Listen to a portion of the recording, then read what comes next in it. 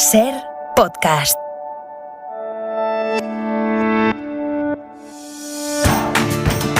La Ventana, con Carlas Francino. Hola, buenas tardes.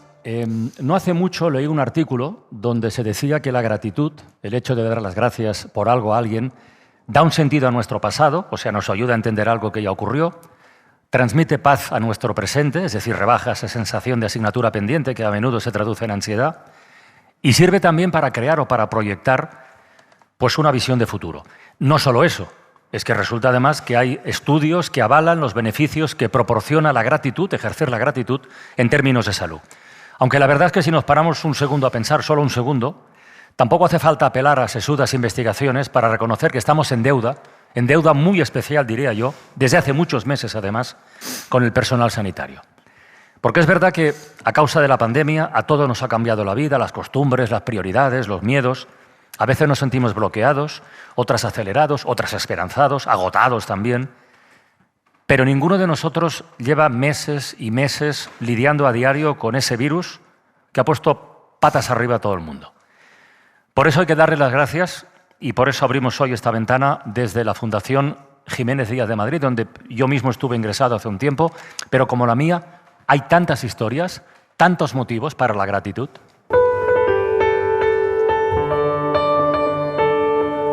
Dar mi agradecimiento a la unidad de cuidados paliativos del Virgen del Rocío. Estuve 107 días allí ingresada con mi hija. Mi hija falleció el 18 de abril.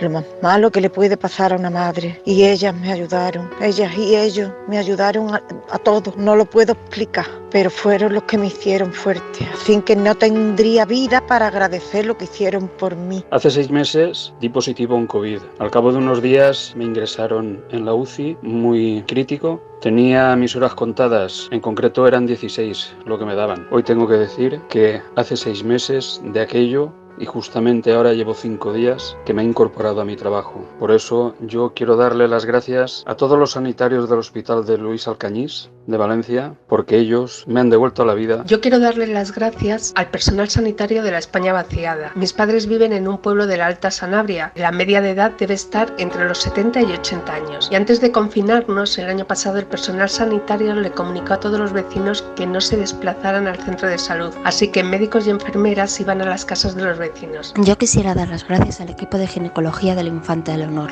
En marzo del 2020, a los pocos días del estado de alarma, supe que estaba embarazada. Mi primer hijo, Mark, murió cuando estaba embarazada de 35 semanas, por lo que ya sabía que este sería un embarazo de alto riesgo. Ir al hospital daba respeto, pero además tenía que ir sola, con el miedo constante de volver a escuchar el temido "no hay latido". Pero ahí estaban matronas, ginecólogos, ayudándome, apoyándome, acompañándome, sin juzgar. Cuando me tumbaba llorando de los nervios en la camilla, ellos estaban ahí, cada día arriesgándose por nosotras, porque todo se paró menos la vida que tenía que llegar. Di positivo en COVID-19 el 18 de noviembre y gracias a mi médica de cabecera que mandó ingresarme de urgencia, estoy vivo. Estuve 28 días en UCI más 20 en planta en el Hospital Universitario de León. Conocí un mundo que ni en películas había imaginado, porque me hicieron creer que la UCI era habitación de un hotel donde descansaba de algo que me había sucedido. Gracias por enchufarme a la vida, por obligarme a vivir, porque sois un equipo de extraterrestres dedicados a algo tan especial como curar enfermos, salvar vidas, regalar cariño, ternura, disponibilidad, afecto, comprensión, atención, que me lanzaron una sonrisa cuando más lo necesitaba.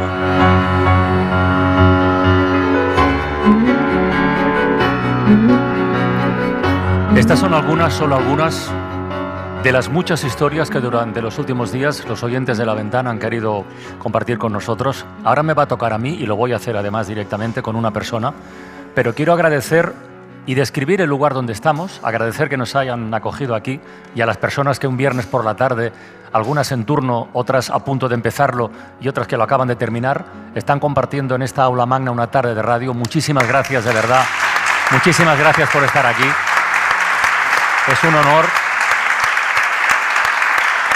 Es un placer y no...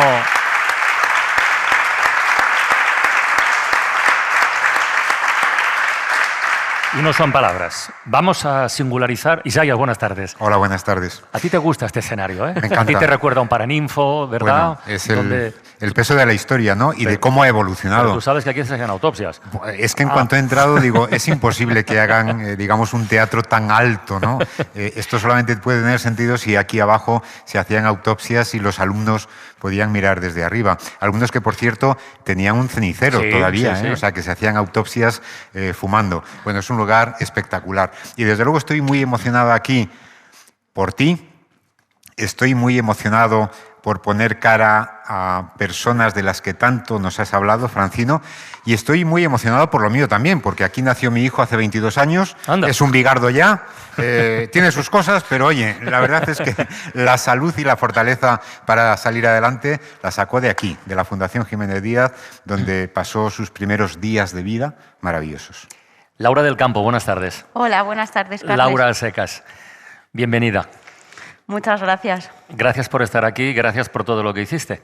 Por todo lo que hice. Es que no hice nada excepcional. Bueno, a ti te lo parece. A mí sí me parece que es excepcional lo que haces tú, lo que hace Alejandro, lo que hacen tantos compañeros y compañeras que tuve oportunidad de conocer y de ver muy en directo cómo era su día a día. Y os vi cagados de miedo en algún momento, os vi cabreados en otros momentos, pero os vi siempre y os noté muy ilusionados, no solo conmigo, sino con todos, ¿no? Yo quería preguntarte, hoy, a estas alturas de la película, aparte de emocionada, ¿estás más cansada o más enfadada? Pues yo creo que un poco a partes iguales. Estamos cansados. Bueno, yo estoy cansada porque son muchos meses atendiendo a pacientes COVID, aunque ahora mismo en la planta en la que me encuentro hemos sufrido un respiro, ¿sabes? Porque no estamos atendiendo a pacientes con COVID. Tú pasaste la primera ola en la UCIR, pero luego estuviste en planta de hospitalización y sigues ahí, ¿no? Donde yo te conocí. Vale. ¿Dónde estuviste? Sí.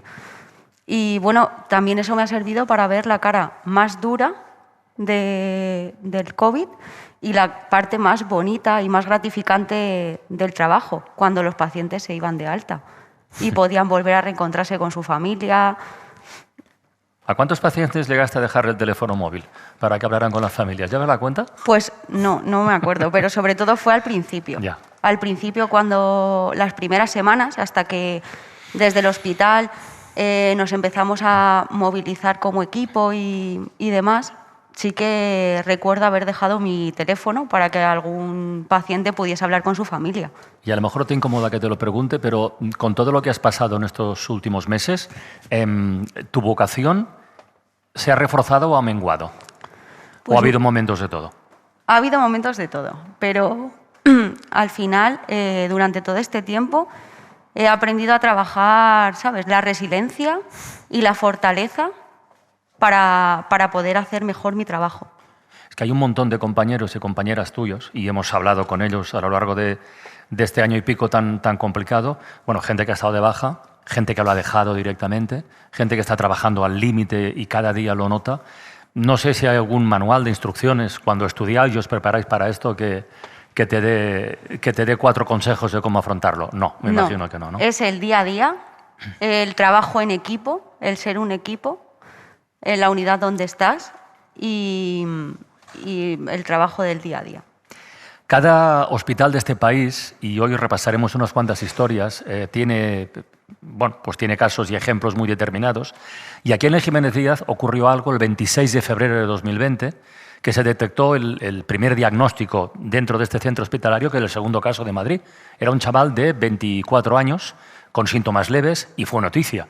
De hecho, ese día en la web de la cadena SER titulamos diciendo segundo caso de coronavirus en Madrid, ya son 8 positivos en toda España. 8 positivos. Bueno, con el paso del tiempo, ¿qué vamos a contar, no? Las cifras fueron ya tan brutales que incluso en algún momento, y eso lo hemos comentado nosotros, Isaías, llegaron a deshumanizarnos, ¿no? Decir, bueno, más cifras, parecía el carrusel. Y este hospital, como tantos otros, además de poner al límite a todo su personal, tuvo que hacer un esfuerzo de acondicionar espacios, un esfuerzo logístico.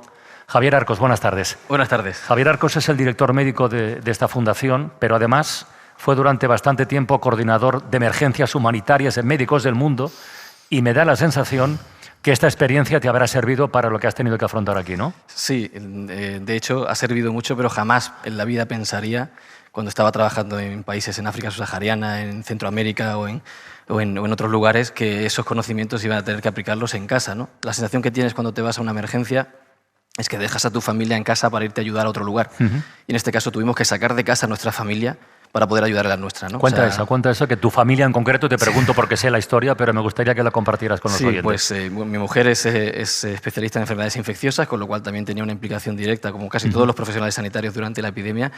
Y bueno, cuando empezó el estado de alarma, pues tuvimos que trasladar a mis hijos con mi familia a Almería.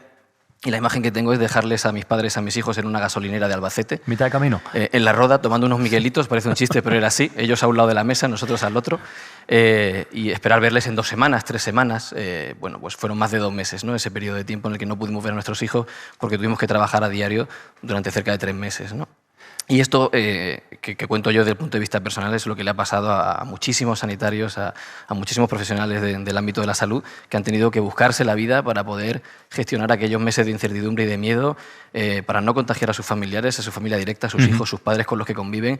Y creo que es de agradecer que estéis aquí rindiendo este homenaje. Esto va al revés. Al que, por supuesto, nos sumamos nosotros. Las gracias son a vosotros, de verdad. Las gracias son a vosotros.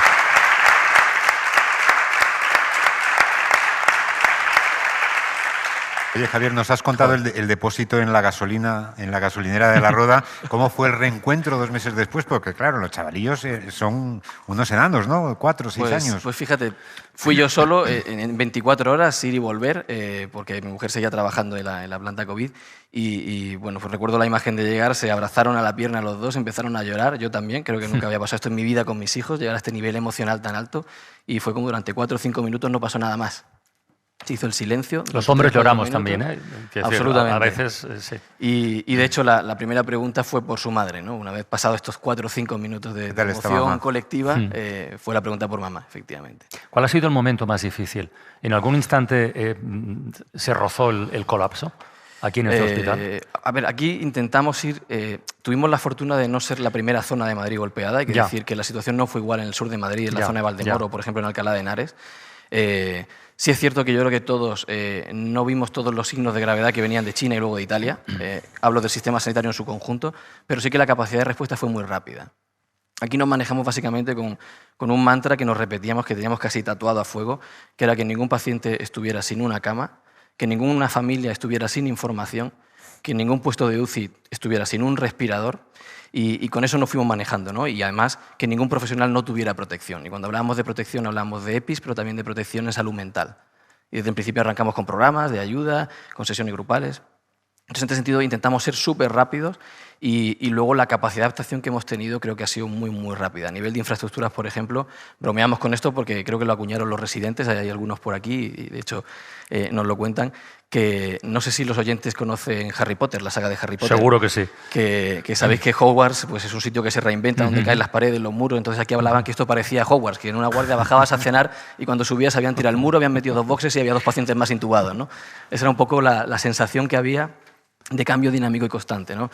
Entonces sí que tuvimos la sensación siempre de tener la espada apuntándonos y de hecho tuvimos que gestionar muchas infraestructuras en paralelo. Aquí estuvimos gestionando un hotel en la zona de Príncipe Pío donde llegaron a estar ingresados más de 500 pacientes, una residencia donde intentar sacar pacientes crónicos ingresados, no COVID, pero que teníamos que protegerlos y llegamos a estar gestionando no solo el hospital, sino 2 infraestructuras más de gran número de pacientes. Javier, ¿y todo fue autoaprendizaje? ¿O estabais en contacto todos los directores médicos de otros hospitales para decir, oye, estamos ensayando esto, tirad por aquí?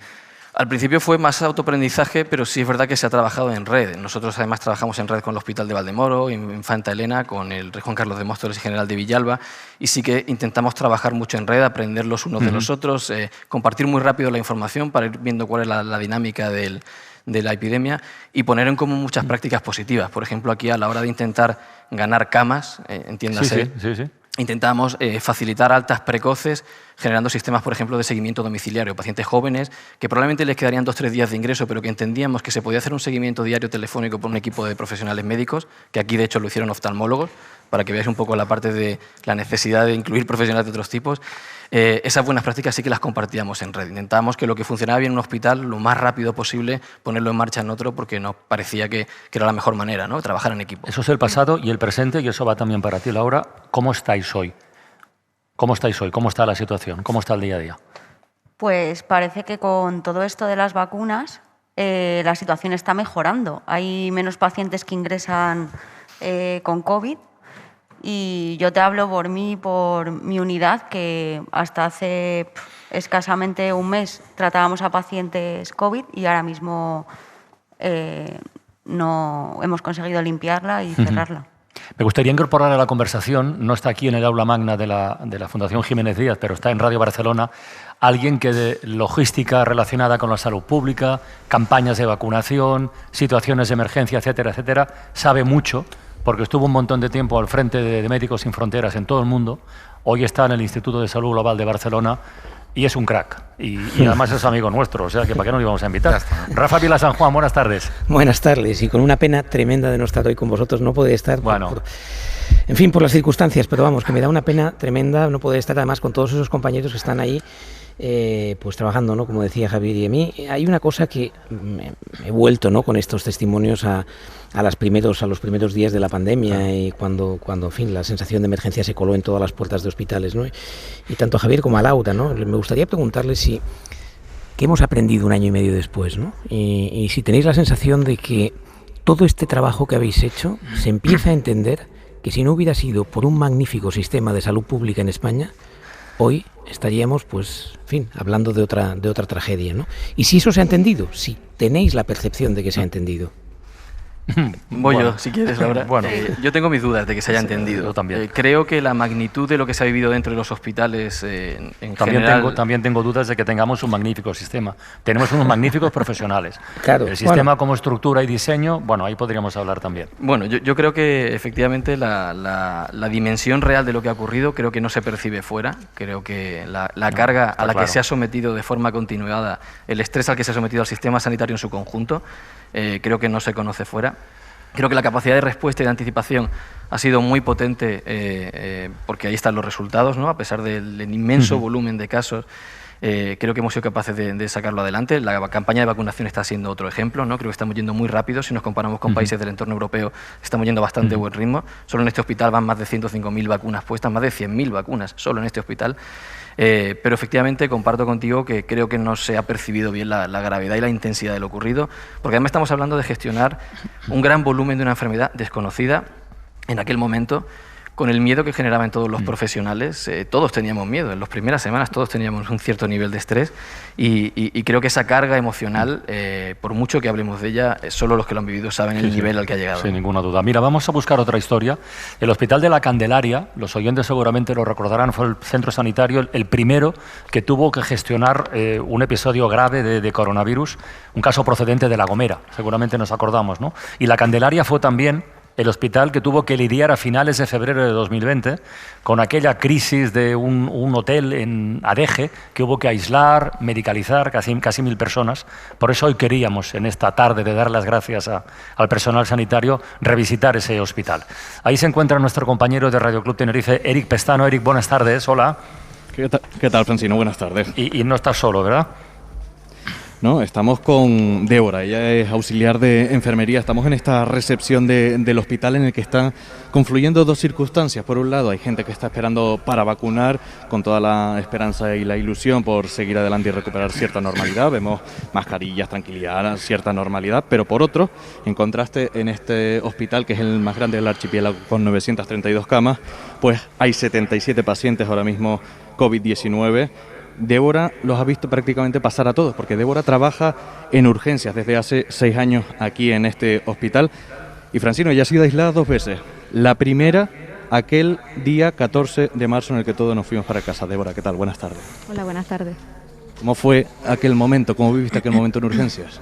Pues la verdad que fue muy raro, porque no era toda una incertidumbre, que no esperábamos que fuera así, que de repente te fueran a aislar, que empezara todo esto aquí ya llegando a Canarias y te quedaras en casa como diciendo, y ya lo cogí, ¿y qué pasa ahora? Era un poco así. Hola Débora, buenas tardes. Hola, buenas tardes. ¿Cómo estás? Bien, gracias. Oye, no creo que tengáis, vuestro colectivo, ninguna vocación de intrusismo profesional, pero ¿cuántas veces habéis tenido que hacer de psicólogas durante este tiempo? Pues muchas, porque tenemos bastante trato con el paciente y la gente viene muy nerviosa y qué va a pasar conmigo y qué va a pasar ahora, que es un poco así.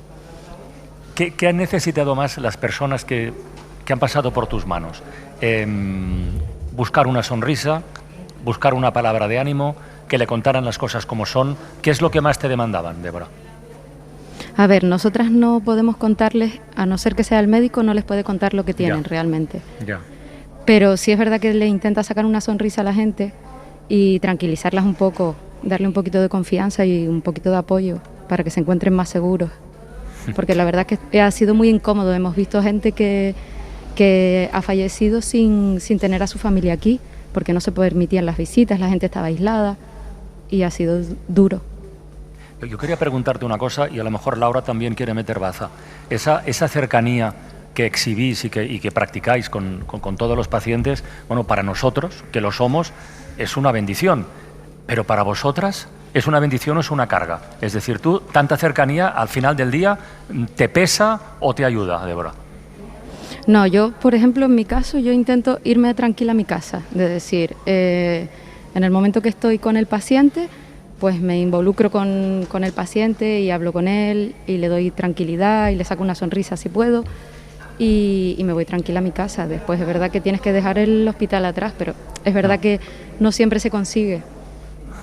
¿Y tú, Laura, lo consigues dejarlo atrás cuando te vas a casa, al hospital o no? ¿O a veces? A veces no, pero normalmente sí. Sobre todo cuando, pues eso, te vas con la sensación de que has hecho bien tu trabajo, que has estado acompañando ahí al paciente, porque no es solamente administrar cuidados o curar o poner medicación, es también sentarte en la cama con el paciente y hablar con él, sus preocupaciones. Pero es solo trabajo. Quiero decir, en una situación crítica como la que habéis vivido, en donde sabéis que los familiares no pueden venir a estar con los suyos, digamos, ¿habéis sobrepasado la línea de lo profesional? O sea, de sentiros un poco como hermanas, como hijas, como sobrinas. Les hacíamos sentir pues un poco como si estuviesen en su casa, porque ya era bastante duro tener que estar aquí en el hospital aislado, que la mayoría de las veces no podían ver a sus familias. Pues por lo menos transmitirle esa calidez, ese cariño.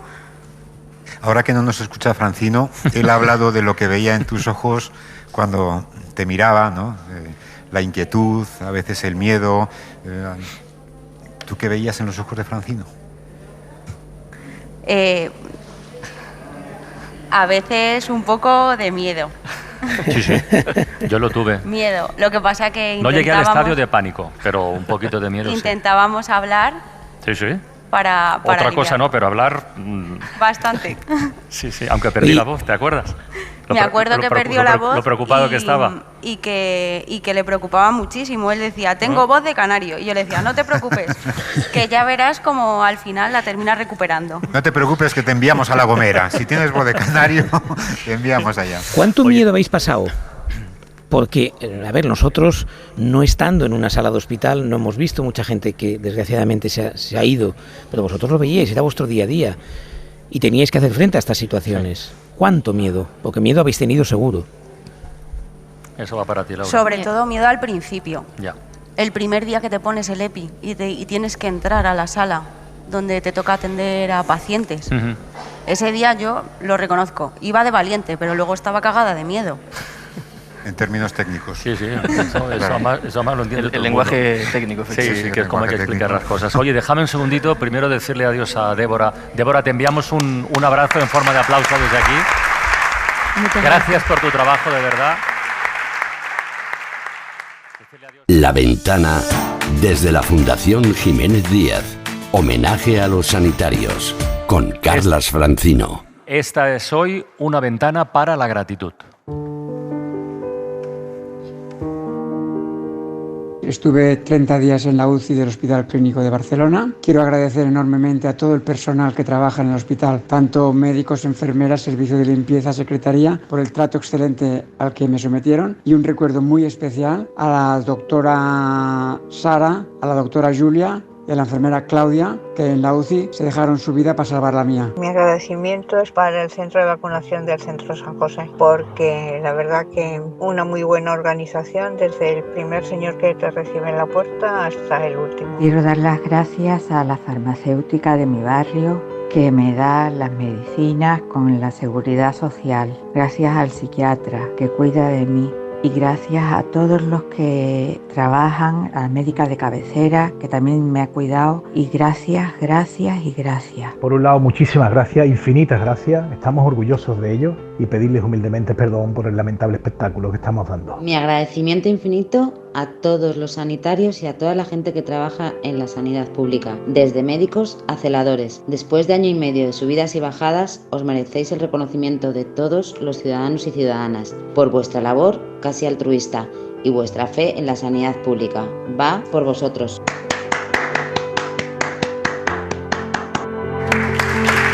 Pues oye, por aplausos que no quede, ¿no? Claro que sí. Me ha encantado. La espontánea. Ahí proponiendo un aplauso. ¿Cómo nos hemos olvidado de los aplausos, eh? Sí, pero esta tarde los vamos a ir recordando y yo creo que cerraremos el programa con un gran aplauso. Con aplausos, porque me parece que la memoria es frágil y a veces muy, muy injusta.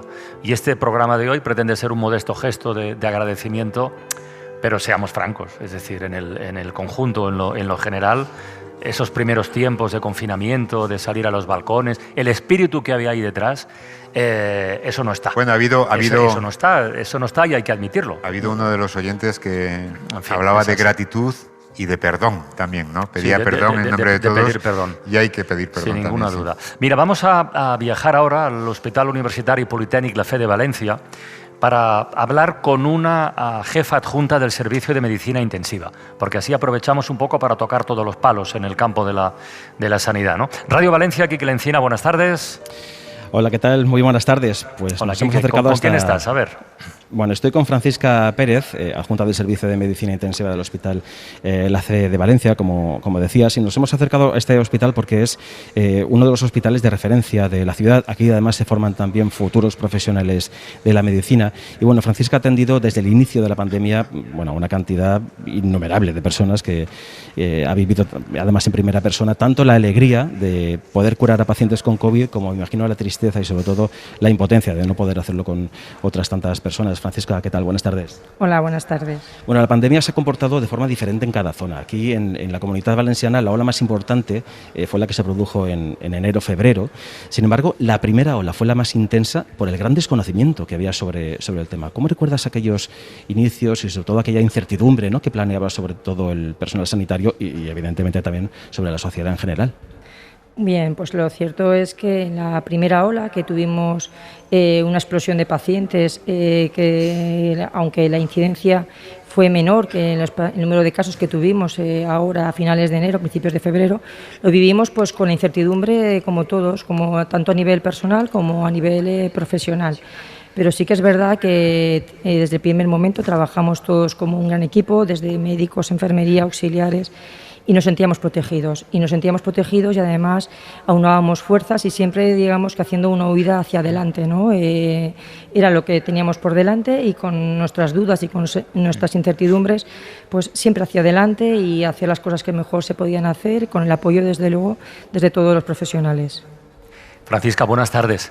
Hola, buenas tardes. ¿Qué tal? ¿Cómo estás? Oye, quería preguntarte una cosa. Tú con los equipos de protección, con los EPI, ya tenías experiencia, porque en el Hospital La Fe se combatió la crisis del ébola. El otro día, en un viaje a Canarias, y lo comenté en antena, hicimos un poquito de broma. En la T4 de Barajas nos topamos con un grupo, yo creo que eran japoneses, de 8 o 10 personas, que iban con las maletas y con un EPI enterito, de la cabeza a los pies. Yo pensé, bueno, serán un grupo de investigadores, un proyecto de guerra bacteriológica. No. Iban en el avión con nosotros y diseminados, o sea, eran pasajeros absolutamente normales. Llegaron a Canarias con los EPI igual y ahí que se marcharon. Hace 2 o 3 años, cuando veíamos a alguien por el centro de Madrid con mascarilla, nos reíamos y decíamos, joder, qué exagerado que es. Otro japonés. Yo la otra noche pensé lo mismo, pero luego me dije, hostia, ¿y si esto es tendencia de cara al futuro? ¿Tú crees que lo acabaremos viendo esto? De verdad, te pregunto. Hombre, confío y espero que no, porque quien se haya puesto un EPI sabe el calor que da. Claro. Y desde luego esos japoneses no sé cómo llegarían a su ciudad de destino. Pero bueno, la verdad es que da un calor terrible y que nos lo ponemos, igual que te lo pones, tienes ganas de quitártelo, ¿no? Y más sobre todo en estas fechas. Bueno, nosotros sí que es verdad que cuando empezamos a ponernos el EPI, pues no era un traje ajeno a nuestras vidas, porque sí que nos habían entrenado cuando tuvimos la amenaza del ébola, aunque sí que es verdad que aquí no tuvimos ningún caso, como ya sabéis, en la Comunidad Valenciana. Entonces no era un traje ajeno a nosotros, ¿no? Ya nos habíamos, digamos, familiarizado con este traje que no estamos acostumbrados ni muchísimo menos a ponernos. Esto desde luego nos ha facilitado mucho, pues a la hora ya teníamos el entrenamiento hecho, entonces nos facilitó muchísimo pues a la hora de empezar con el manejo ya para pacientes con COVID. Oye, eres especialista en ECMO, a ver si soy capaz de explicarlo más o menos, lo tengo apuntado, para explicarlo bien. Sí. Esto es un equipo de ventilación mecánica que permite realizar la función respiratoria y limpiar la sangre, mientras que los pulmones pueden permanecer menos activos. Más o menos es eso, ¿no? Bueno, esa es la esencia. Bueno. Vamos a ver, el ECMO es una medida transitoria, es una medida de soporte que ponemos nunca como una primera medida. En el caso prototipo de paciente con COVID, pues nos imaginamos un paciente con una neumonía, evidentemente se va escalando en cuanto, si la neumonía es muy grave, se va escalando en cuanto a terapia de oxígeno, hasta que el paciente llega a un momento que incluso debe ser intubado porque digamos que con mascarillas convencionales no tiene un soporte adecuado de oxígeno. Pues cuando con ese tratamiento, a donde yo quería llegar es con esta máquina, ¿tú sabes calcular cuántas vidas se pueden haber salvado? Vamos a ver, nosotros la supervivencia que hemos tenido, primero que es lo que estaba comentando, ¿no? Que no es una primera medida, sino que la ponemos como una medida de rescate. Digamos que estamos hablando de pacientes ya muy graves que cuando la ponemos es que probablemente sin haberla puesto estos pacientes habrían fallecido, con lo cual ya estamos hablando de un perfil de paciente extremadamente grave que sin este tratamiento habrían muerto. Sobre estos pacientes pues tenemos una supervivencia de en torno a un 60%, quiero decir que a lo mejor puede sonar mucho, puede sonar poco, pero son pacientes de vidas rescatadas, ¿no? Que ya digo que probablemente sin este tratamiento pues habrían fallecido, ¿no? Con un tratamiento convencional. Francisca Pérez, muchísimas gracias por vuestro trabajo, de verdad, de corazón. Gracias a vosotros. Qué bien.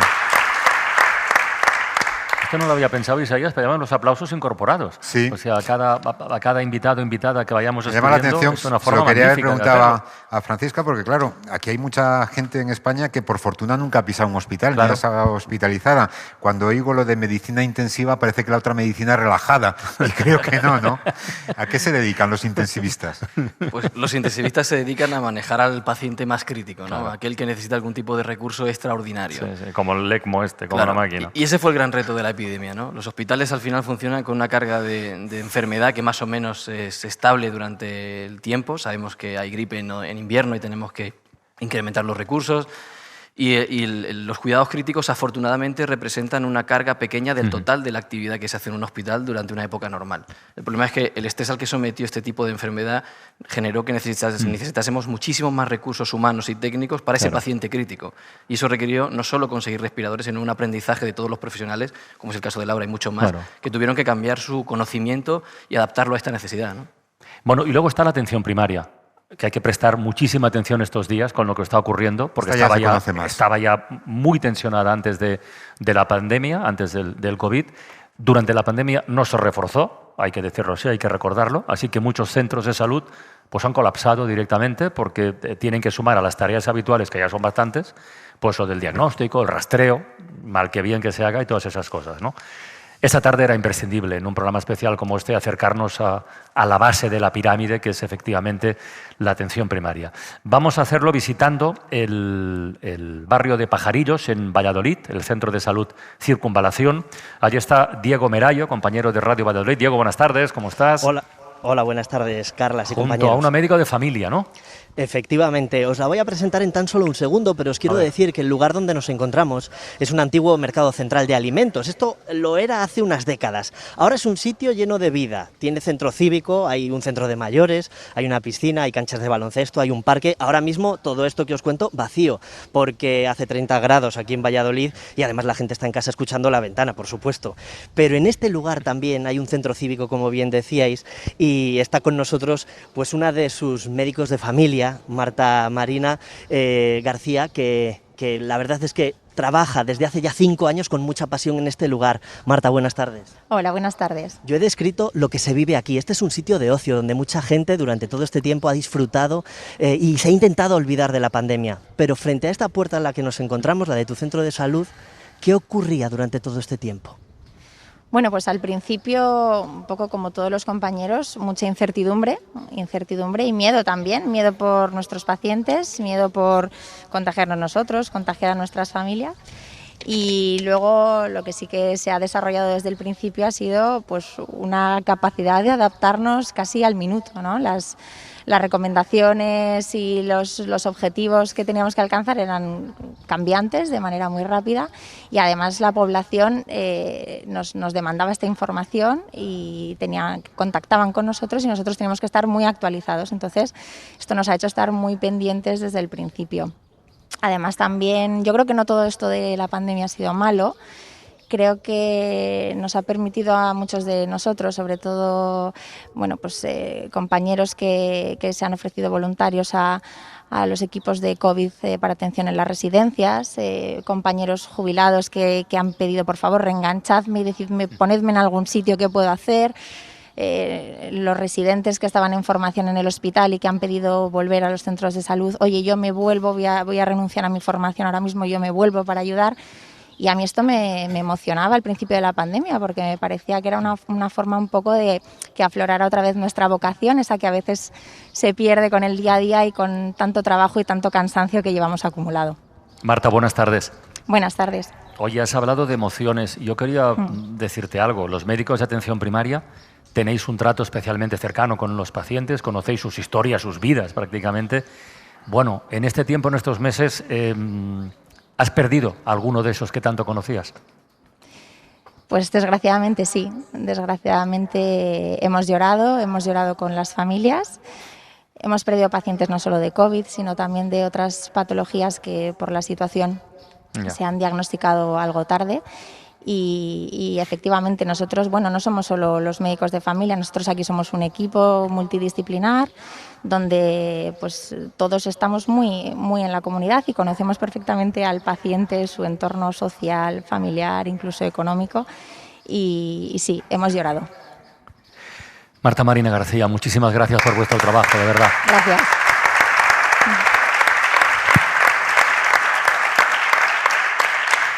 Rafa Vila San Juan, tú cuando quieras meter baza lo haces, ¿eh? Sí, como no te vemos, estás ahí, pobrecito. Claro, no, fíjate que estaba recordando con todos estos aplausos que nos van a quedar en la memoria, nos quedan en la memoria aquellas 8 de la tarde, ¿no? Cuando salíamos a los balcones a aplaudir, y que eso para mí es muy importante, porque es verdad que se han pasado, es verdad que ya no salimos a los balcones, quizás, eso deberíamos seguir haciéndolo en tanto en cuanto tenemos la pandemia delante, ¿no?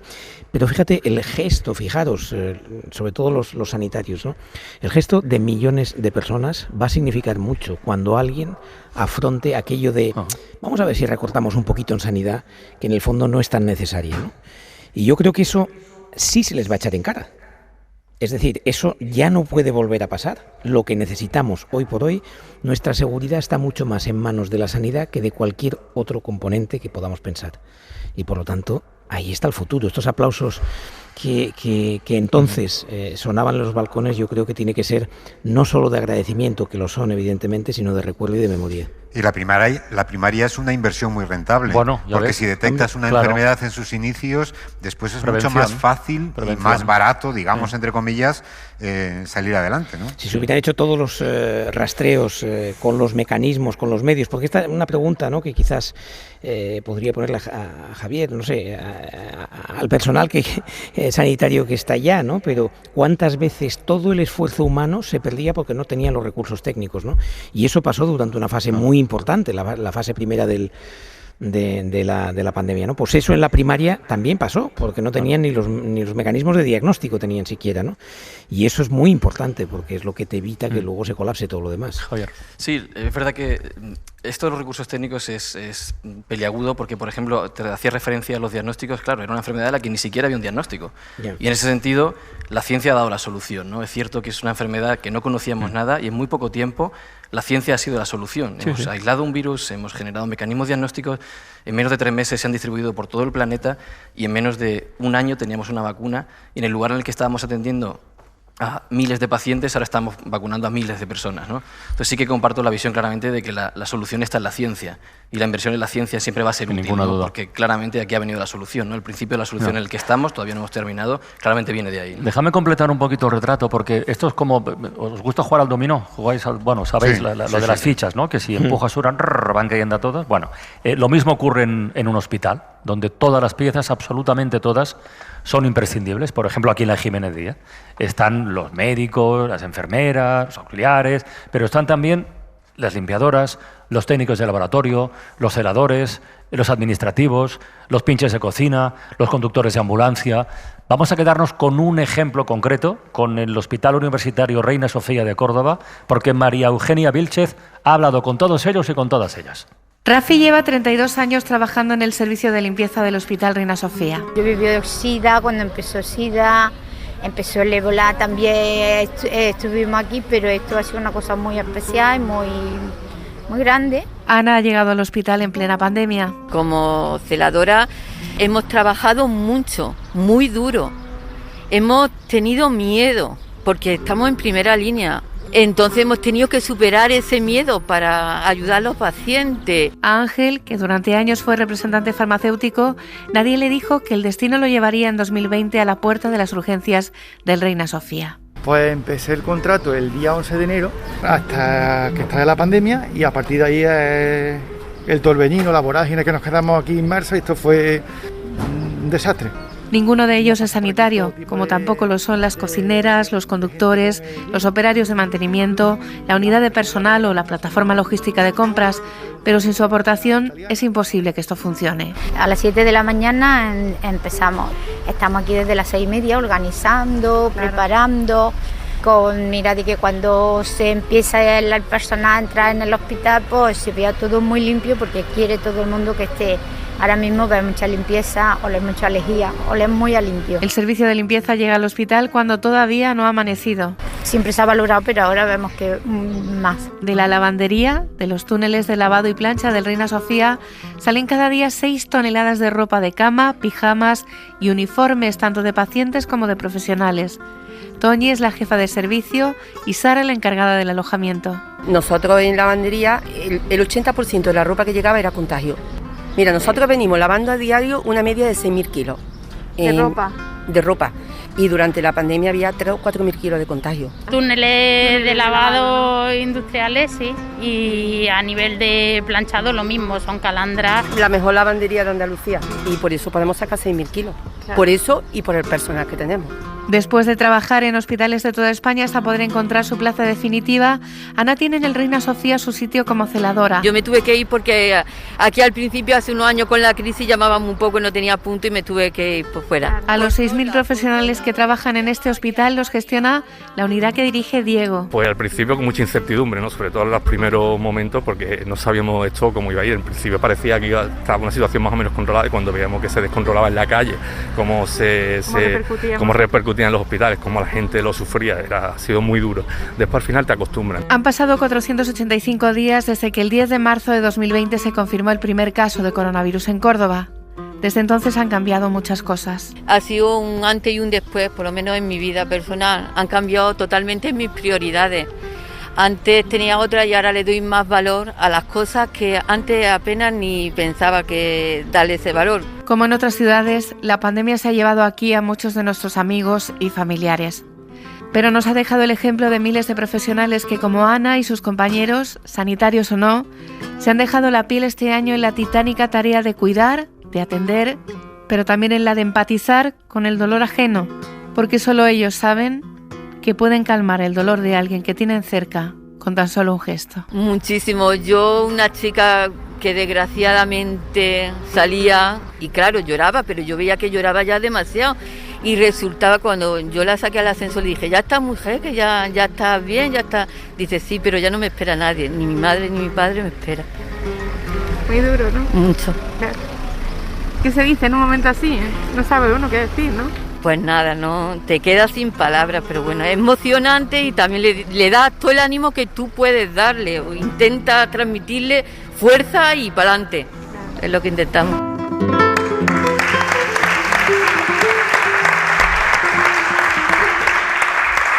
Y algo además que querría añadir a este reportaje de María Eugenia.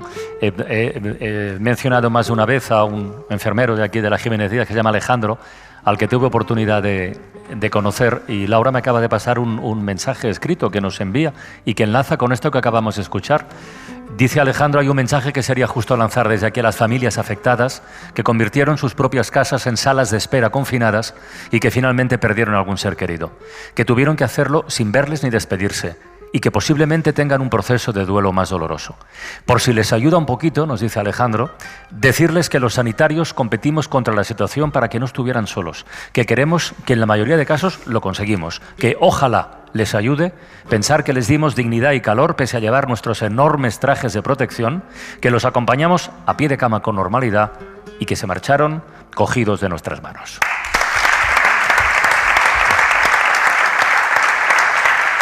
Yo quiero cerrar esta primera hora de La Ventana, luego seguimos, pero quiero cerrar esta primera hora subrayando mucho lo del concepto de esperanza. Y la gran esperanza es la vacunación. Desde que Araceli, nos acordamos de Araceli, sí, Araceli se puso aquella primera vacuna en una residencia de Guadalajara en diciembre del año pasado, bueno, se vacunó casi al 60% de la población, estamos cerquita, que está muy bien. Aquí en la Jiménez Díaz, nos comentaba antes Javier, más de 100.000 vacunas se han administrado. Bueno, pues ahora mismo a esta hora, entre jeringuillas, registros y sobre todo caras de personas que están, yo me imagino que emocionadas y reconfortadas, está Javier Alonso para hacernos una foto del momento, ahí en la carpa. Javier, buenas tardes. Hola, buenas tardes, Carla. Sí, estamos en una carpa que medirá más o menos unos 50 metros de largo por unos 8 de ancho, con 2 filas de asiento. A la derecha espera la gente que se va a poner la vacuna, a la izquierda los que ya se la han puesto, esos 15 minutos de espera posvacuna. Hay que decir que la gente casi no espera, casi no le da tiempo ni a sentarse. Oiréis de forma recurrente un pitido que se cuela en la conexión. Es el pitido que avisa al siguiente en la cola. Aquí empezaron a vacunar a la población general el 10 de abril. Y como decís, el martes se superó esa mágica cifra de las 100.000 punciones. Ahora mismo están por 104.714. Damos fe de que el ritmo es bueno porque en media hora más o menos que llevamos aquí se han puesto ya 100 pinchazos. El ritmo es de unas 1.500, 1.600 dosis diarias. Y bueno, ha habido un par de sustos porque hoy hace mucho calor en Madrid, tenemos unos 31, 32 grados. Y es una carpa que lógicamente está climatizada, pero tiene que tener las puertas abiertas para que circule el aire. Entonces ha habido un par de personas que se han mareado después de ponerse la inyección, pero lo normal es lo que tú dices, que la gente venga con una sonrisa y se vaya aún con una sonrisa más grande.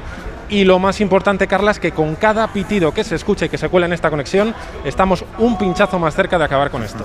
Qué bueno.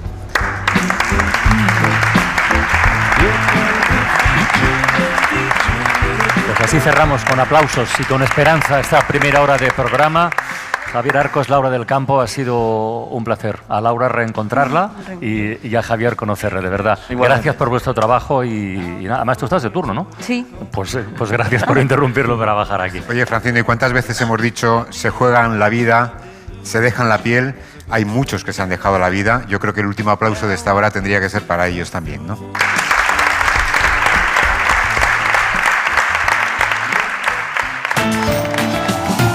Suscríbete a La Ventana.